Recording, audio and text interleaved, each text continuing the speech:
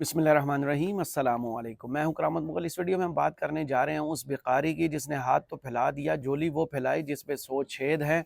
वो जगह जगह अब मांगने तो निकल पड़ा है। उस कशकोल में कुछ मिलता है कि नहीं। बात 5 अरब डॉलर की शुरू हो गई है। अब देखते हैं, जब ये पाकिस्तान से चले थे तो 1 अरब डॉलर की सरमायाकारी का इम्कान था। अब वो सऊदीया पहुँचे हैं तो वहाँ से बातें मीडिया पे चलना शुरू हो गई कि 5 अरब डॉलर की बात जो है वो अब उस पर इत्तफाक होने जा रहा है। 5 अरब डॉलर सऊदी अरब पाकिस्तान को देता है कि नहीं, इस हवाले से बात करेंगे। उसके अलावा वज़ीर आज़म की कन्फ्यूजन बरकरार है कि ईसीसी में या कमेटियों में किसको होना चाहिए। फिर एक और नोटिफिकेशन हो गया, उस नोटिफिकेशन में क्या है, इस हवाले से बात करेंगे। और आपने सुना था कि 76 साल से मुल्क नाजुक दौर से गुजर रहा है और अवाम जो है वो पिसती चली जा रही हैं। अब जो डाटा सामने आया उसके मुताबिक पाकिस्तान की 50 साल तारीख में अब जो महंगाई आप देख रहे हैं वो उसकी बुलंदतरीन सतह है। आपने जितना सब्र करना था कर लिया, जितनी मुश्किलात देखना थी देख ली। अब जो है पाकिस्तान जो है तारीख की बुलंद तरीन महंगाई को देख रहा है। उसकी वजह क्या है वो आपको पता है। इस हवाले से इस वीडियो में बात करेंगी। और इस महंगाई को कम करने के लिए हुकूमत तो कर्ज लेने निकली है, लेकिन यहाँ के वज़ीर तिजारत जिनकी तरफ सारी नज़रें थी कि पाकिस्तान एक्सपोर्ट बढ़ाएगा तो डॉलर आएगा, उन्होंने कहा कि मेरे पास ऐसा कोई जादू का रिमोट नहीं है, कोई ऐसा बटन नहीं है मैं दबाऊँ तो एक्सपोर्ट्स बढ़ जाएं। इस हवाले से इस वीडियो में बात करेंगे। सबसे पहले शुरू करते हैं उस बेकारी की जो पहुँचा है सऊदी अरब। सऊदी अरब पहुँचने के बाद जी हुआ क्या, उन्होंने माशाल्लाह से उम्रा शुमरा कर लिया है। उम्रा करने के बाद उनकी मुलाकातें शुलाकातें हो गई हैं। को कतर के अहदेदारान से भी मुलाकात हुई है। और जो जनाब अ, मोहम्मद बिन सलमान साहब हैं उनसे भी उन्होंने भी अफ्तार पार्टी दी थी। उस अफ्तार पार्टी के बाद उनकी वन ऑन वन मुलाकात भी हुई है और उस वन ऑन मुलाकात में बाहमी दिलचस्पी के अमूर पर तबादला ख्याल हुआ है। दोनों बरदराना ममालिक ने इस्लामी शायर के मुताबिक जो है मामलात को जो आगे लेकर बढ़ने की बात की है और कहा है कि अब इस मुश्किल वक्त में दोनों दोस्त मुल्क जो हैं एक दूसरे का साथ देंगे और पाकिस्तान को इस मुआशी बहरान में सऊदी अरब जो है वो बढ़कर जड़कर, जैसे माजी में उसने हमारा साथ दिया, हमारे कशकोल में कुछ डाला, इस मरतबा भी वो अपनी गुंजाइश को देखेंगे और हमारी फरमाइश को पूरा करते हुए उस कशकोल में डालें। जो 1 अरब डॉलर की बात हुई थी, बात 1 अरब डॉलर से पाकिस्तान से शुरू हुई थी कि जो ग्वादर में ऑयल रिफाइनरी है और रेकोडेक जो है उसमें 1 अरब डॉलर की बिल्कुल तैयार पड़ी है वो सरमायाकारी। और सऊदी अरब जाते ही वो एक बटन दबाएगा और 1 अरब डॉलर पाकिस्तान पहुंच जाएगा। अब लगता यही है कि जो झोली फैलाई गई थी जिसमें पहले ही 100 छेद है, उसमें जो कुछ पड़ा है वो झोली से निकल गया है। बातें जो मीडिया पर चल रही हैं अल्लाह करे वो पूरी हो जाएं, क्योंकि इस मुल्क में जो हालात हैं, जो असेब छाया हुआ है महंगाई का, अवाम देख रहे हैं एक दूसरे का मुंह। क्राइम रेट जो है इस वक्त मुल्क में वो अपनी बुलंद तरीन सतह पर पहुंच चुका है, क्योंकि क्राइम जुड़ा होता है बेरोज़गारी के साथ और बेरोज़गारी जो है वो जुड़ी हुई है बेहतर मीशत के साथ, क्योंकि मीशत बेहतर नहीं है तो बेरोज़गारी बढ़ी है, बेरोज़गारी बढ़ी है तो क्राइम रेट बढ़ा हुआ है। इस दौरान हुआ क्या है, पाकिस्तान में जो डाटा सामने आया है उस वो आपके कानों से धुआं निकालने के लिए काफ़ी है, क्योंकि कानों से धुआं तो नहीं, अब तो कहे आग निकल रही है। जनाब जियो न्यूज़ ने क्या रिपोर्ट किया, ये वो जियो न्यूज़ है जो माजी में इमरान खान की हुकूमत में, आपको याद होगा इमरान खान जो बार बार जिक्र करते थे। अब ये साहिबान और सहाफ़ी जो है वो माइक किसी में मुंह में नहीं ठोंस रहे कि महंगाई कितनी है, आपके हालात कैसे हैं। अब वो मुगलज़ात अवाम के लोगों तक नहीं पहुँचा रहे जो वो माजी में दावा करते थे सहाफ़ी कि जिसके सामने माइक करते हैं वो आगे से मुगलज़ात इस हुकूमत को बकता है। अब ना तो कोरोना है और ना ही जो है अपोजिशन को उस तरह खुली इजाज़त है वो एजिटेशन करे। सब अब अच्छा ही अच्छा है, डंडे के ज़ोर पर हुकूमत भी बनी है और डंडे के ज़ोर पर जो है वो पार्लियामेंट भी चल रही है। तो अब तो सब अच्छा होना चाहिए। 16 माह पहले ये हुकूमत, ये जो हातम ताई लोग आए थे जिन्होंने इस मुल्क में कहा था कि हमारे पास मईशत को बेहतर करने के सारे फार्मूले हैं, अब वो जो है फार्मूले शायद गुम गए हैं। अब वो फार्मूले इधर उधर ढूंढने में लगे हुए हैं। वो अरस्तू कहाँ हैं जो कहते थे टीवी पर बैठ कर के हम आएंगे। तो ये जो नालायक और नाअहल हुकूमत है इमरान खान की, इसका हमारे पास तोड़ है। ये जो गलतियां कर रहे हैं उसका हमारे पास बेहतरीन फार्मूला, हम आएंगे और अवाम की ज़िंदगी को माशाल्लाह से वो उस بلندی پر لے جائیں گے جس کا خواب ہم نے دیکھا ہوا ہے. جو 2017 میں وہ دعوے کرتے تھے مہنگائی نہیں تھی، ہر چیز سستی تھی، سبزیاں سستی تھی، روٹی سستی تھی، اب وہ کہاں ہیں؟ انہی کی تو حکومت آئی ہے. وہ فارمولہ دیں. وہ ارسطو کہاں ہیں؟ وہ نواز شریف صاحب کہاں ہیں جو کہتے تھے ہماری حکومت آئے گی تو عوام کی زندگی بہتر ہوگی، معیشت جو ہے وہ بلندیوں پر پہنچے گی. اب دیکھیں ہوا کیا. بجلی اور گیس کی قیمتوں میں تاریخی اضافے نے مہنگائی کو 50 سال کی بلند ترین سطح پر پہنچا دیا. رواں مالی سال مہنگائی کی شرح 26% رہنے کا امکان ہے اور 2025 میں 15 جبکہ 2026 میں 11.5% یہ مہنگائی کی شرح رہے گی. عالمی بینک کا کہنا ہے کہ پاکستان میں رواں مالی سال کی پہلی ششماہی میں مہنگائی 1974 کے بعد سب سے زیادہ رہی. بجلی اور گیس کی قیمتوں میں اضافے نے پیداواری لاگت میں کافی اضافہ کر دیا. عالمی بینک نے پاکستان میں مہنگائی بڑھنے کی بڑی وجہ بجلی اور گیس کی قیمتوں میں اضافہ قرار دے دیا. عالمی بینک کے مطابق رواں مالی سال کی پہلی ششماہی میں شہری علاقوں میں توانائی کی شرح 50% سے بڑھ گئی اور توانائی کی فروخت 50.6% رہی جبکہ گزشتہ سال اسی عرصے میں 40.6% تھی. رواں مالی سال کی پہلی ششماہی میں اوسط مہنگائی 28.8% رہی جو گزشتہ سال اسی عرصے میں 25% تھی. روپے کی قدر میں استحکام، مقامی سطح پر فصلوں کی پیداوار میں اضافے اور عالمی مارکیٹ میں قیمتوں پر دباؤ میں کمی کے باوجود پاکستان میں مہنگائی بڑھی ہے. رواں مالی سال پاکستان میں مہنگائی کی اوسط شرح 26% رہنے کا امکان ہے جو گزشتہ مالی سال 29.2% تھی.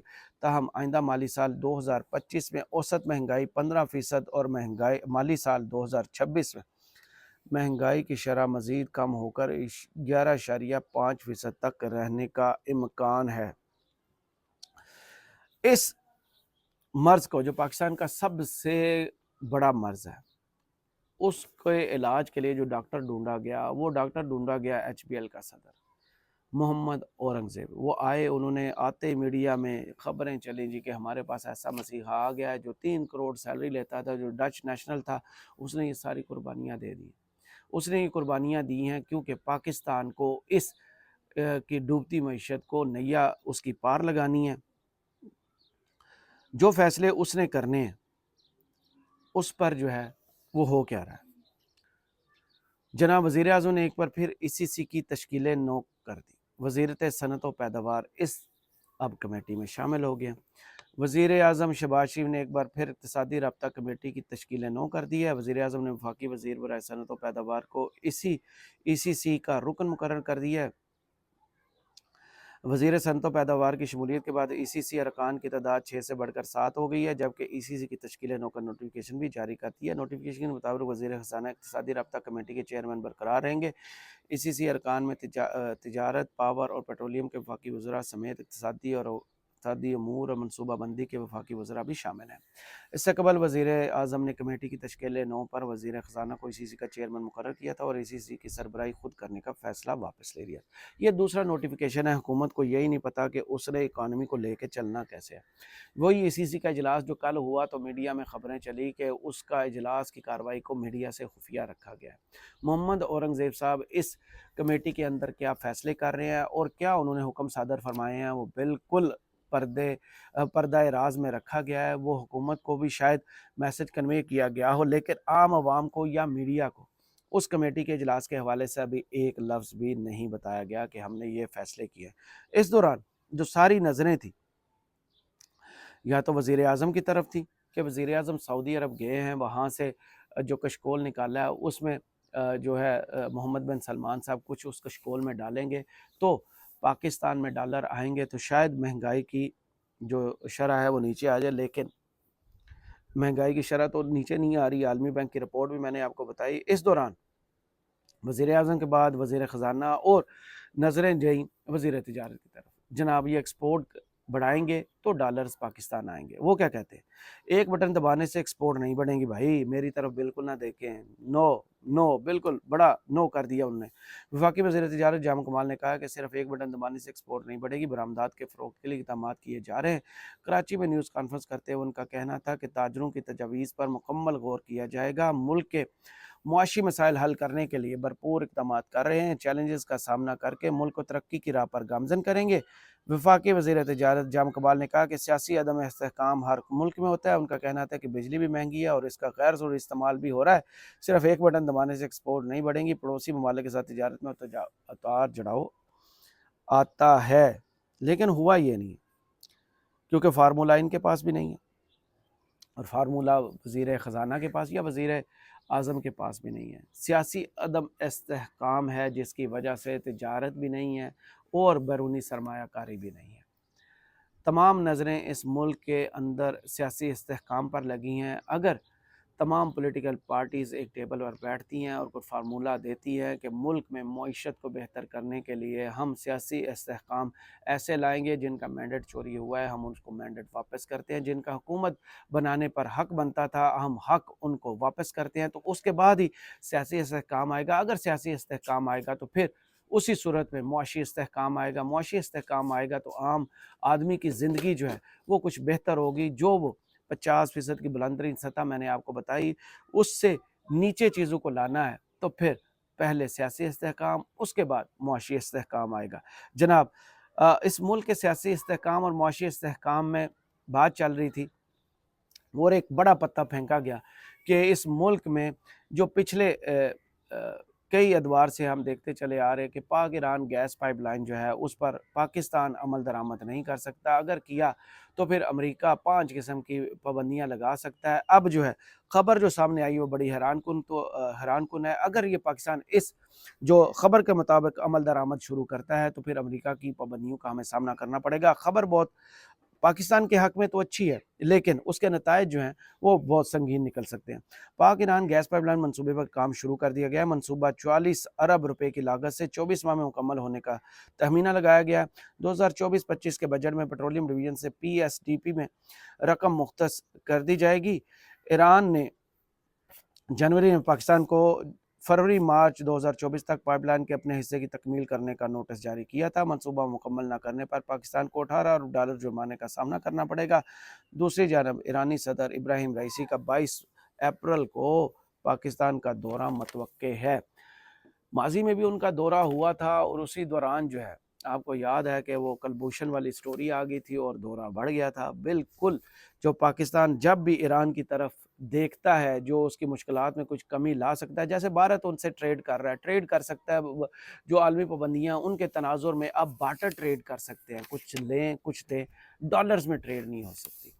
اس تناظر میں اگر پاکستان نے 18 ارب ڈالر کے اس جرمانے سے بچنا ہے تو پھر اس 44 ارب ڈالر کی جو لاگت ہے اس کو لگانا پڑے گا اور اس منصوبے کو پایہ تکمیل تک پہنچانا پڑے گا۔ اگر پاکستان اپنے بارے میں سوچتا ہے تو امریکہ نے جو کھلی دھمکی دی ہے پاکستان کیسے ایران کے ساتھ گیس پائپ لائن منصوبے کو پایہ تکمیل تک پہنچائے گا، تو تھریٹ انہوں نے پہلے ہی دے دیا ہے کہ نہ آپ چائنا کی طرف دیکھیں، نہ آپ ایران کی طرف دیکھیں، نہ آپ ویسٹ کی طرف دیکھیں، آپ سسک کر تڑپ تڑپ کر مریں۔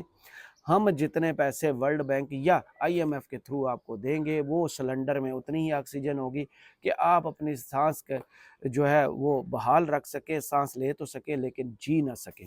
تو دیکھنا یہی ہے کہ پاکستانی حکومت جو ہے وہ اپنے فیصلے خود کرتی ہے، یہ فیصلہ بھی جو ہے ہمیں امریکہ بہادر کے کہنے پر ترک کرنا پڑے گا اور 18 ارب ڈالر جو ہے وہ جرمانہ دے کر ہم امریکہ کی جو غلامی ہے اس کا توق گلے میں پہنے رہتے ہیں، یا پھر یہ توق توڑ کر ہم بھارت کی طرز پر ان سے بارٹر کریں اور اپنی ضروریات کو پورا کرنے کے لیے جو ہے ایران کے جو منصوبے ہیں ان کو پایہ تکمیل تک پہنچائیں۔ کرامت مغل کو اس ویڈیو سے اجازت دیجیے، کمنٹس باکس میں ضرور بتائیے کہ ویڈیو آپ کو کیسی لگی۔ اللہ حافظ۔